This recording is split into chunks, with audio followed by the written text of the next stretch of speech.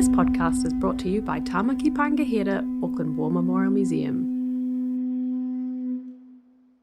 I would have been about 3 years old, and my grandmother was in the kitchen and she was putting away the dishes. She suddenly turned round to me in the lounge and pointed out the window.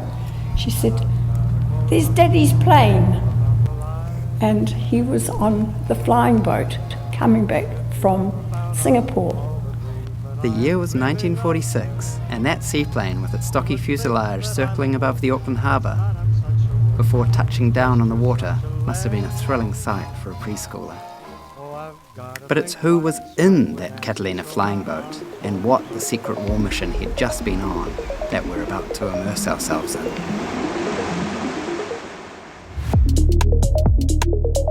I'm Finn McCann-Jones, and this is The AMP, the new podcast from Auckland Museum, which amplifies the incredible stories from our collections, our mahi, and our place in the Pacific. To kick off this series, we're exploring the amazing life of Sir Gilbert Archey, who ran the museum from 1924 to 1964. Gilbert was prolific, one of those lucky people who can be a devoted expert in seemingly any field they want to sink their teeth into. His knowledge spanned subjects from education, the military, researching more and native frogs, to taonga Māori and sculptures. In a way, he was a human embodiment of a museum, a creator, a curator, a communicator, and a conservator. There's so much to know about his life and legacy, and we'll be diving into that later on in the story. But first, the man and the mission. That beloved grandfather landing on the Auckland harbour was Gilbert Archey. He was returning from a secret World War II mission on behalf of the British Army, bringing much delight to his 3-year-old granddaughter, Elizabeth Mears. At the time, she was just excited to see him home and safe. But over the decades, she's come to realise the importance of the mission he was on, because Gilbert Archey, her grandfather, was a monuments man. But what exactly is a monuments man? The Monuments Men were a group of men and women from 13 nations tasked with protecting items of cultural and historical significance during and after the war. They were part of the Monuments, Fine Arts and Archives program established as part of the Allied war effort in 1943. This group was made up of museum directors, curators, art historians, architects and other cultural experts. This unlikely bunch donned scratchy woolen army uniforms and stepped out from behind museum desks, architectural drawing boards and university lecterns and into the chaos of war. Who better to protect and preserve artworks and historical and cultural monuments in the face of the most devastating conflict the world had ever known than the people who knew them best, even if they weren't your average soldiers?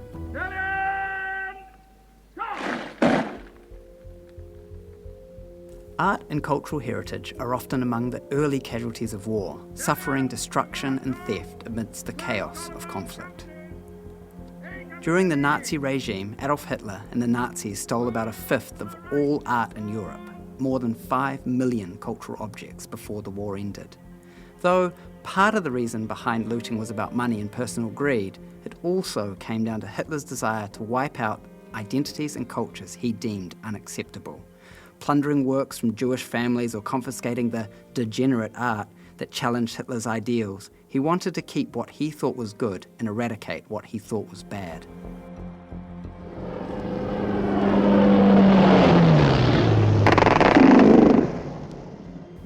Of the 348 monuments men and women active throughout the war, most operated in Europe, recovering art and other cultural objects stolen by the Nazis and hidden away in jails and castles, caves, mines, and even in fake coffins.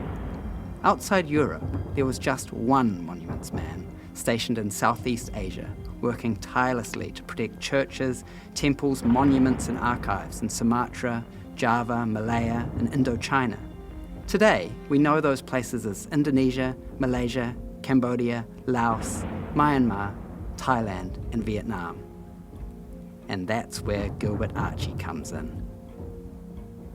During the war, he'd been responsible for protecting and preserving taonga a bit closer to home. It's likely that experience had a hand in him being called up for the solo Monuments Man mission in Southeast Asia. A lot of what we know about this mission and Gilbert Archey's life work has been documented by his granddaughter, Elizabeth Mears.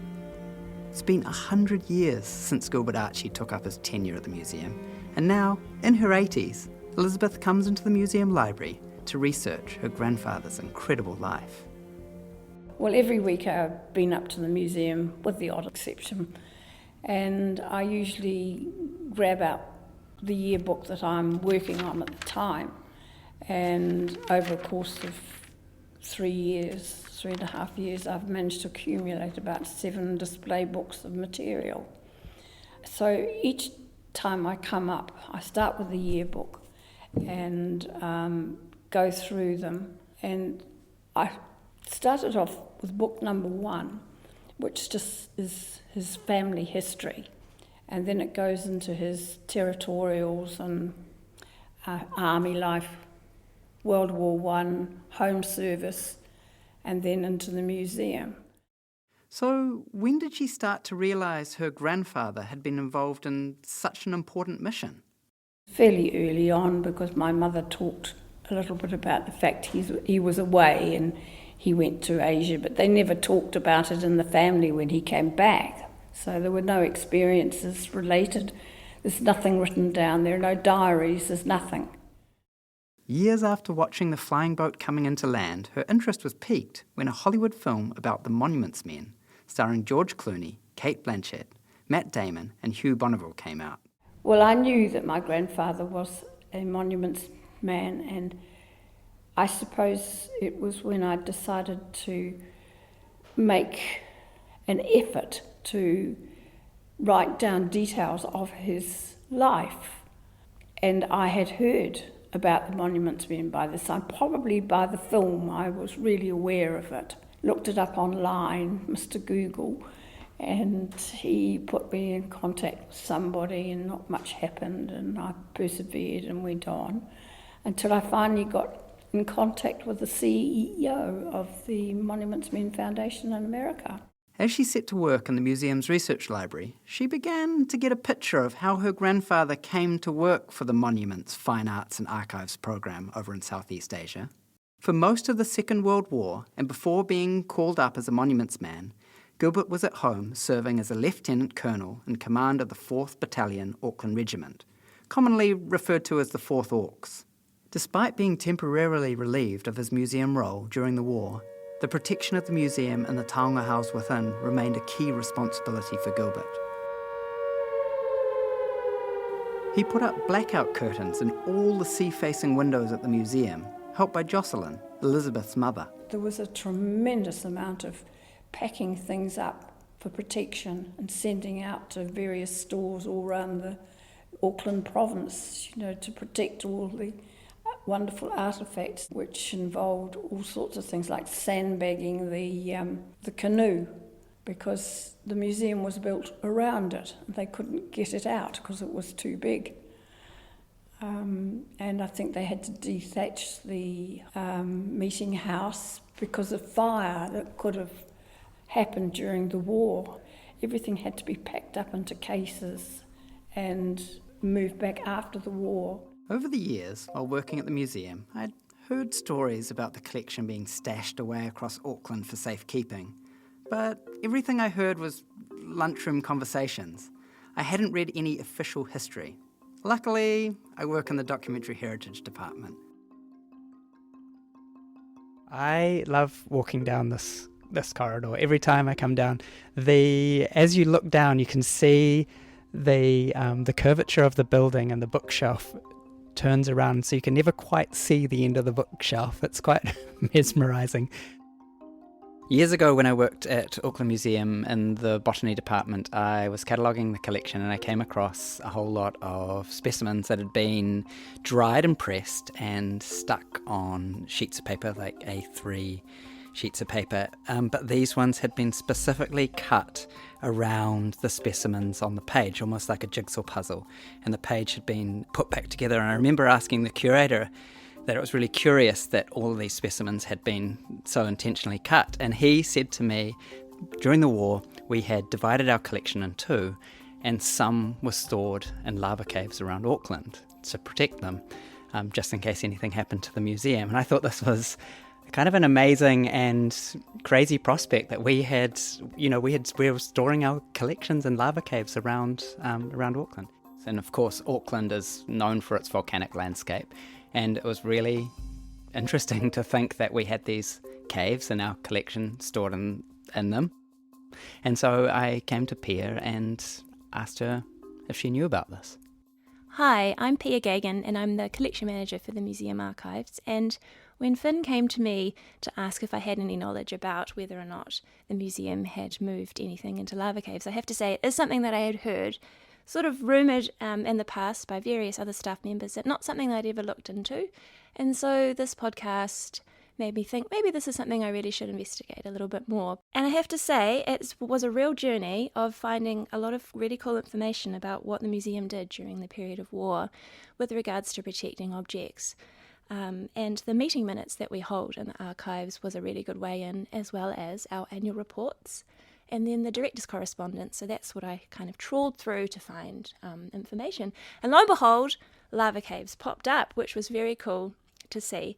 Yeah, it was actually really fun coming into the archives with Pia, and so we're in a room here full of boxes, and we just got out the boxes, and like you have to do when you research, you just have to pull out folder after folder and open them and look at letter after letter, and we found some information about the lava caves. We did, and so a name that I had come across was Sir Frank Crossley Mappin, and he was a kind of, I guess a man about town, if you could say that. He was a philanthropist and had quite a good connection with the museum and with Archie, I would say, and so offered up the lava cave on his site. The use of his lava caves. The use of his lava cave, which was very cool. So he had a house in Mountain Road in Epsom, quite a large house, which is actually now the government house Auckland. More importantly, this lava cave, which was offered, and the board and Archie accepted the use of, which is pretty incredible. And that was really the first off-site location that we used for dispersing our objects to protect them. So when I found out that Mappin was involved, I thought I'd have a look through the director correspondence, because there was probably going to be some sort of discussion regarding what we were going to do, how we were going to use his lava cave. So I went and got the box for M. Shall I go and get the box? Yeah, that'd be great. Let's have a look. Okay. So I found the folder for M and looked through to see if I could find any correspondence from Mappin, which there was some discussion, which was fantastic to show that he had offered up the lava cave. But then I thought maybe I'll continue to look through the folder, because there may be other players or people involved, because this was sort of at the beginning of the discovery. And lo and behold, at the back of that very folder, at the very end of the correspondence here, I found under M for Museum, a list of all the contents that were put into the cave in Mappin's property, which was just so exciting, such an exciting moment. The list that we found is predominantly of our Asian collections, things like bronzes and jades and ceramics, and a lot of these are on display now. You wouldn't even know that they were boxed up and stored away during the war in a lava cave. Overseas, a lot of the collections were hidden away in caves, and then here we are kind of hiding things away in caves over here. That caves are a universal, wonderful place to store things. But the thing that I found quite amazing about looking through these archives that Pia found is it wasn't just slapdash. We weren't just shoving stuff in caves. They're beautifully catalogued. How it's typed out, the boxes are labelled, they're custom crates are made. And so it's really considered, and you can really see the kind of the care and respect that the museum is doing for these objects, and you can really tell they don't particularly want to put them in a cave. The thing I find kind of sometimes difficult putting my mind back to the space is obviously there was real threat. Yeah. That the war was going to come to New Zealand. Thinking about doing all this stuff now is just mind-boggling, and of course your mind does go over to the conflict overseas that's happening at the moment, and just you see those pictures and you just wonder how any collections or objects survive. As Gilbert protected Taonga from the threat of war at home, concern was growing about the enemy's intent to steal or destroy art and artefacts, not just in Europe, but further afield in Asia too. There was also the general risk of wartime damage, so making sure our side didn't accidentally bomb things either. So, in 1943, the British Museum began supplying lists of monuments and sites in need of protection to the Southeast Asia Command, or SEAC. SEAC was the body set up to be in charge of Allied operations in Southeast Asia during World War II. At an April 1944 meeting between the SEAC representatives and archaeological advisor to the War Office, Lieutenant Colonel Sir Leonard Woolley, it was decided to appoint a British officer to oversee the area. It is agreed that a Monuments and Fine Arts officer will be needed for Malaya and Sumatra. You are the right man. Perhaps I ought to begin at the beginning and explain quite what this new and apparently rather anomalous branch of the army is. Monuments and Fine Arts is a brand of the civil After affairs being side. selected for the position, Gilbert was attached to the British Army on loan from the New Zealand Army. Gilbert arrived in Malaya in July 1945 before heading to Singapore in November. Well, he was sent there to look after and care for monuments and temples and protect these artefacts that were of historical value. So I believe that he was responsible for letting the forces know of buildings, etc., that needed to be protected and had to stay away from them. I mean, his tenure was only really for about 9 or 10 months, that's all. So he made a great contribution in the short time that he was there. According to the Monuments Men Foundation, Gilbert's efforts in the field were invaluable to the preservation of art and culture in Southeast Asia.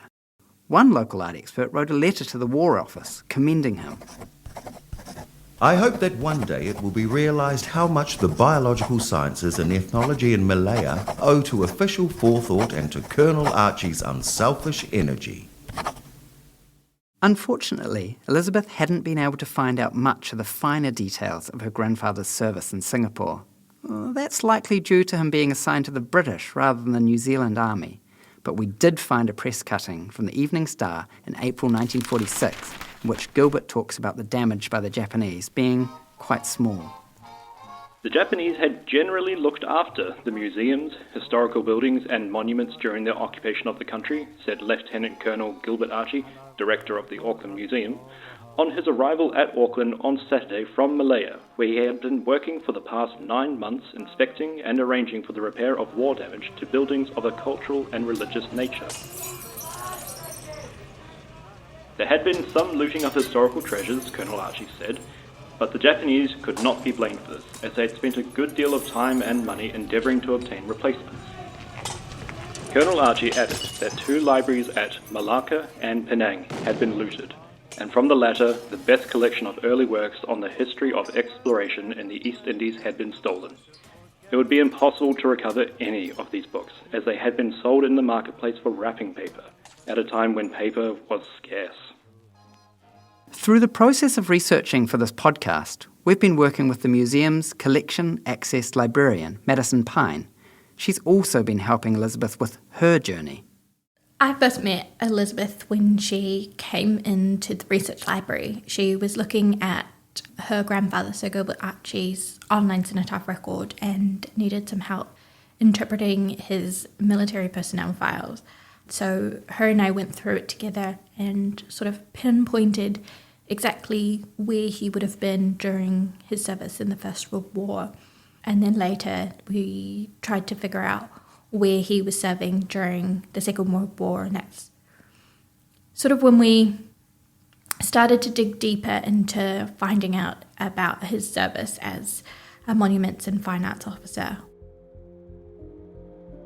Inside Gilbert's army record, Madison found a copy of the letter he received back in 1944 from Lieutenant Woolley, explaining there was another reason why the work was important. The justification for its existence is not primarily to protect objects of art, but to protect the army's reputation in connection with such objects. The army cannot afford to antagonise local feeling, religious, cultural or whatnot, by maltreating monuments in a country which we eventually have to run, nor to outrage world sentiment and to earn a name for vandalism when it is fighting for civilization. The army's good name can only be protected by protecting the monuments and works of art, which is where we come in. That result has been admirably achieved in Europe, and we cannot make a less good show in the East, and inside our own empire. I'm sure you'll find it a most interesting job, and well worth waiting for, even though the wait will be longer than either of us hoped.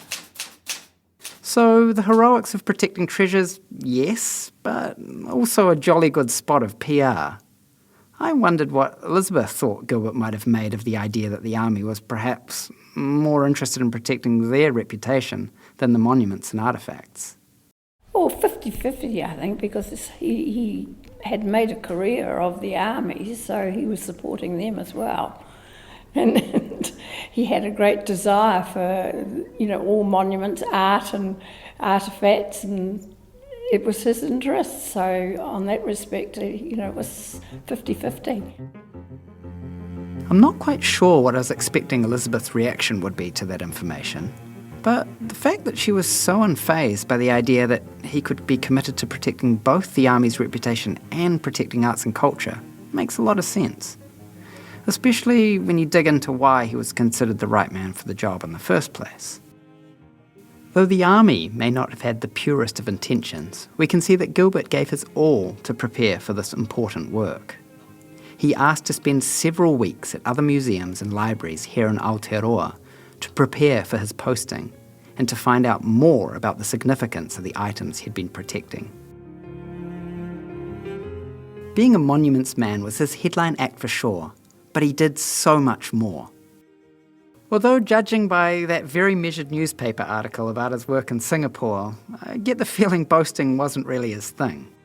Anyway, he was far too busy being an artist, an author, philosopher, ethnologist, ornithologist, paleontologist, physiologist, scientist, zoologist. You get the gist. He was passionately curious about the world around him. Now, I want to tell you more about his truly amazing life and work. So, let's start at the beginning.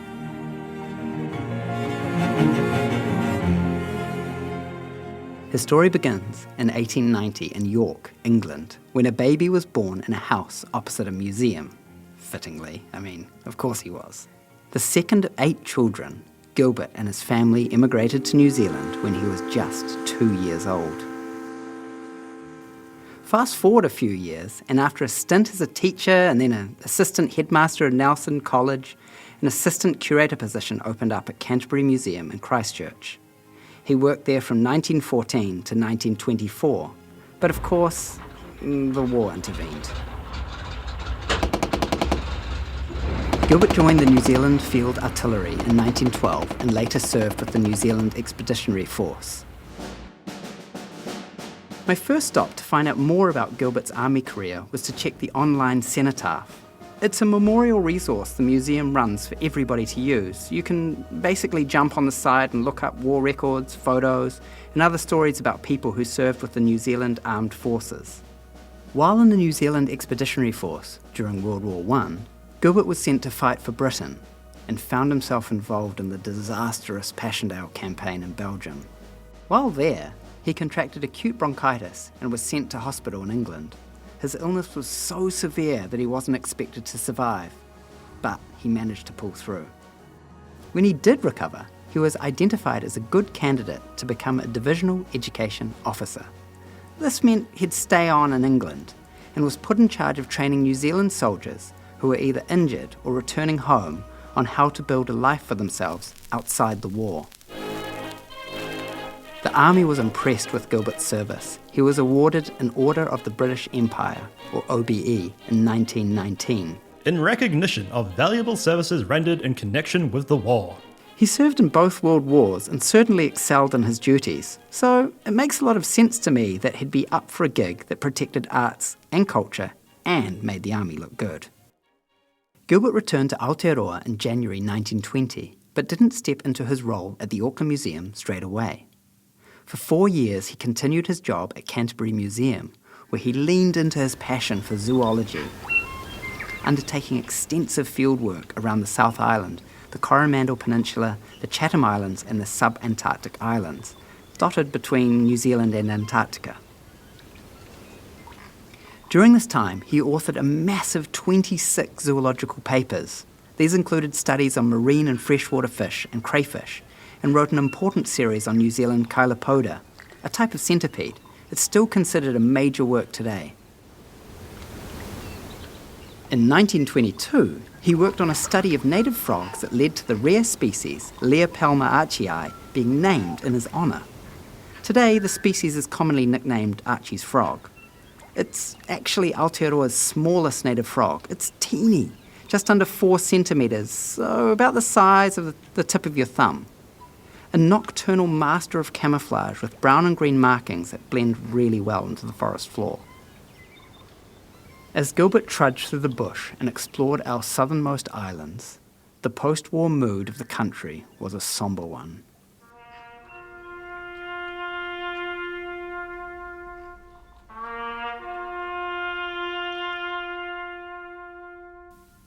The Great War cast a long shadow over the decade.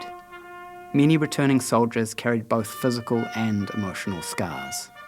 In Aotearoa, the population was growing steadily despite the war and the disastrous Spanish flu pandemic in 1918, which killed around 9,000 people in just 2 months. Here in Auckland, locals were crying out for a memorial to remember the more than 18,000 Kiwis who had died, and of those, almost a third had no known graves. They'd been buried half a world away from their grieving families. The Auckland War Memorial Museum was built by and for a community that needed a place to remember those who had died. Before that, the museum, which was actually Aotearoa's first museum, was housed in several different spots around Tāmaki Makaurau. In 1852, it was a tiny setup in downtown Auckland, beginning life in a 2-room farm cottage in Grafton.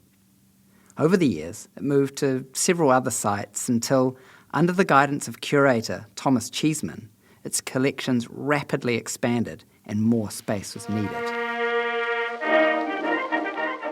So in 1921, a worldwide architectural competition to design a grand museum and war memorial was launched. Competitive designs for the Auckland War Memorial Museum to be erected in the Auckland Domain are hereby invited returnable to Mr. T.F. Cheeseman, Princes Street, Auckland, on or before 28 February 1922. There were 74 entries, but ultimately the design by 3 young Auckland architects, Grierson, Amer and Draffin, collected first prize. The newspapers celebrated the fact that these local architects had all served in the Great War. But sadly, Thomas Cheeseman, who started the project, died in 1923 after giving 50 years' service to Auckland Museum. And this is where Gilbert re-enters the frame, packing up his field kit and tramping out of the bush to take over as the new head of Auckland Museum. Imagine being tasked with moving a museum steeped in tradition and full of objects into a brand new, spacious modern building. That was the challenge Gilbert faced. He had to decide how to furnish the new galleries, organise and display the extensive collection, develop research facilities and education programs. He was an incredibly busy man, filling his days to the brim, replying to every letter he received from the public, and often leaving the museum late at night. He saw through the completion of the build and its grand opening in 1929, and that's the museum we know today, overlooking the harbour, sitting proudly atop Pukekawa, Auckland Domain. When Gilbert took the role at Auckland Museum, it was a time of great change. He recognised that objects were more than just colonial commodities, and he started to bring a new perspective to how we understand and present the collections. It's clear from Gilbert's actions that he was keenly interested in ensuring that the museum acknowledged, respected and preserved taonga Māori. He joined the Māori Arts and Crafts Board in 1927 and was quoted in the Auckland Star newspaper as saying, "We want the Māori people to look upon the Auckland Museum as the treasure house of their relics. It belongs as much to them as to us." That was pretty progressive at the time. We know now that tangata whenua should determine where taonga Māori belongs. Gilbert knew the importance of working with communities to shape and tell Aotearoa's history. He wanted to do things differently. It's apparent he was ahead of his time in that regard, showing great respect for taonga and their communities. The museum is not to have and to hold, but to study what we have. Gilbert brought a nuance to the museum and collections from a cultural, scientific and social point of view. Something that becomes clear from the many newspaper cuttings about him is that he was highly determined to learn and share as much as he could about Te Ao Māori, the Māori world, especially taonga Māori. To find out about the history of the museum's collecting and research, we spoke to Nigel Burrell.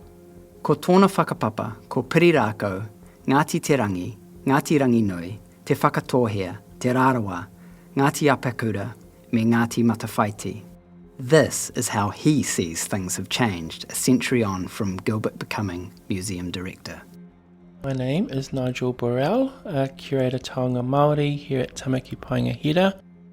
Yeah, I think our acquisition of Taonga Māori, generally speaking, has always been really strong. Even prior to Gilbert Archey's arrival, there was always a real momentum around collecting and collectorship and patronage in terms of Taonga Māori. So, often collecting by type and ferocious collecting would sum up the way in which the collection is characterised in those early days. And I suppose under Gilbert's watch, there is a desire to have more focused collecting and perhaps collecting with some type of arc to it. The collecting of Taonga Māori has always been a bit of a tricky space because when we look at the files and when we look at the history of some of those collecting practices, the ethical and moral ways in which objects were collected and taonga were acquired can reveal some really very stark circumstances and ones that don't sit well with us today ethically, and some practices that we would never do any longer. And it's interesting to say that because when you read some of the object files that sit with taonga that were acquired in and around that time, some of them have very interesting and revealing pasts in terms of how they've been acquired. So the thing about working in a museum is that we sort of inherit those histories, and so it's how we want to view them or how we want to unravel them or speak about them or facilitate conversations around them or even facilitate repatriation are all part of being a museum curator and collector in the present era. But what does Nigel think of Gilbert's work in Māori research? I suppose when we think about his research with taonga Māori and Māori art more generally, he made a really important contribution to the visibility of those art forms for Māori, but also a place to land in terms of that research. And it becomes a benchmark for later researchers and historians. And of course, like all things, the nuanced way in which research starts to delve into the details of those different art disciplines starts to occur in later researchers and in later writers. And then, of course, the opportunity for Māori to talk about, from a Māori perspective, the knowledge and understanding of those taonga which relate to the culture is a different form of research again. And, it's Gilbert's offerings sit within that wider context.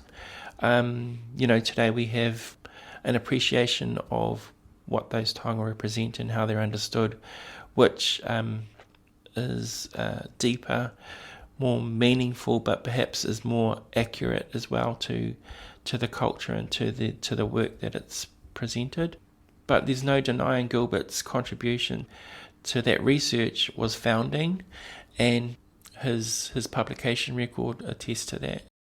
Although he came to ethnology late in life, Gilbert's work was highly regarded. He wrote popular handbooks such as South Sea Folk and Sculpture and Design, an outline of Māori art.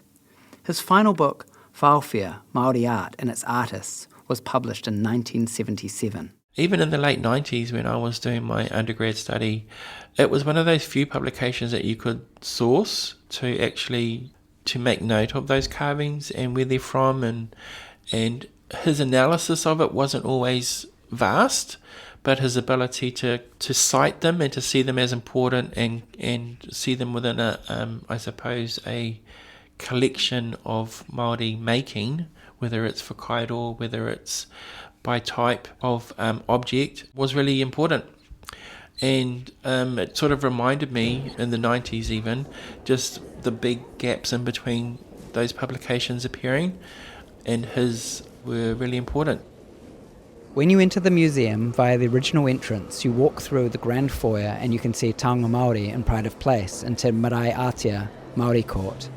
Back in the 1920s, when the museum was being built, Gilbert would have been involved in discussions around how to accommodate these taonga, especially the Wharerunanga Hotonui, the meeting house, and the Great Wakatoa Wokanu, Te Toki a Tāpiri.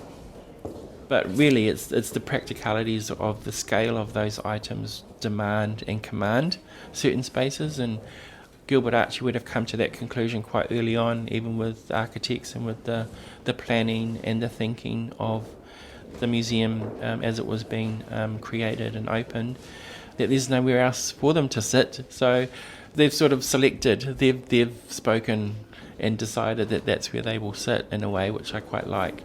But I also love the fact that when the museum was being constructed, that the long-term deposit or loan of the Hotonui meeting house was already in hand with descendants, with Taipare whānau descendants. And so when the construction of the museum's taking place, that cavern that Hotonui sits within was constructed specifically to house Hotonui and to speak to our public as they're walking into the building. And I love the fact that that remains. That's like a legacy statement that the museum can still own today. And often, we anecdotally talk about the Māori court being the heart of the museum. And it has that sort of conversation and legacy when people think about this space. But quite literally, it situates itself that very way as well when you enter the museum. So it feels like an apt way to think about not just the Māori court, but the sort of the manawa, or the heartbeat of the museum, sort of pulsates outwards from there. A review in the New Zealand Journal of History from 1978 notes that he stands apart from his generation of scholars in one important respect. He was willing to credit to Māori artists the artistic achievements which he saw and admired in their art. because Archey had so many talents and passions, we've dedicated a room in the museum to telling the story of his life. I've been coming here my whole life, so it's a special place. That's Jackie. She's been one of our volunteer guides for nearly a decade. Jackie's showing me around a hidden room at the museum, which has been staged as a reconstruction of Gilbert's office. It's all done in a 1920s, 1930s style, even with the green walls and lots of old furniture. There are glass-fronted cabinets with all kinds of exhibits in them, from the skeleton of a tailless cat to birds' eggs and all those sorts of things. There's also some taxidermied birds as well. I think there's a kiwi and a tui and a kiraru. And then, of course, on the walls are lots of pictures, photographs mostly, of things that have happened here in the past.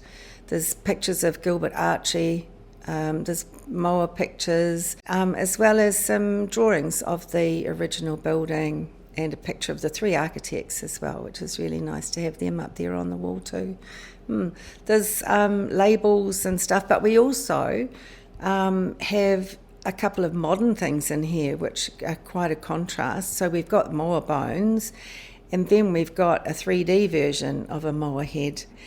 And something really special on the wall by what would have been Archey's desk, Gilbert Archey's desk, is a wooden measurer, and it is for measuring moa bones because that was his specialty for quite some time. Yes, yet another specialty of Gilbert's, researching those mighty birds, the moa. So it's like a slide rule, I guess you'd call it. So it's probably about 1.5 meters long and has a big groove down the middle of it and a sliding piece that he can, have the bones, right up against it so he gets an accurate measurement. Apparently he made it himself. So he's quite a handy sort of a person. It's a bit of a treasure to have, really. For me, looking through his reconstructed office, full of artefacts and his notebooks, was almost more like looking through a reconstruction of his relentlessly curious mind. And from what his granddaughter Elizabeth told me, Gilbert was inquisitive right till the end. Remember that really useful book Nigel had studied at the university in the 90s? It turns out Gilbert's final act of sharing his knowledge was just in time. After he retired, he spent a lot of time on producing his masterwork, Whawhia. And that was completed and sitting on the hall table, tied up with string and addressed to the publishers, was stamped to be sent the next day, and he died that night. Gilbert Archey died in October 1974, 50 years after he joined Tāmaki Paenga Hira. Under his leadership, Auckland Museum became recognised as a model for modern museums. His work, and that of all the monuments men and women, was crucial in setting the stage for the protection of cultural heritage in war zones. And their legacy continues to influence preservation efforts today. Gilbert Archey spent his life preserving, protecting and sharing stories. Now, every week digging through files in the museum library, his granddaughter Elizabeth is doing this too, to share his story.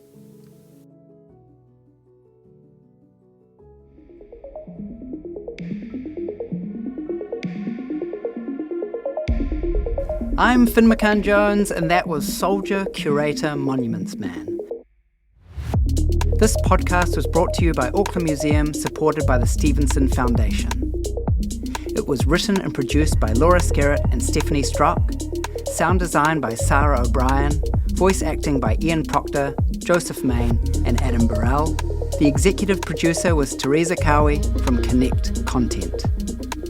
Thanks to our guests, Elizabeth Mears, Jacqueline Armitage, Pierre Gagan, Madison Pine and Nigel Burrell. For a link to the original blog post and to find out more about Gilbert Archey, head to the link in our show notes. In our next episode, we go for a night out at the Orange Ballroom, or the Orange as it was known, to learn how it became such an iconic space for people to come together and connect through music and dancing.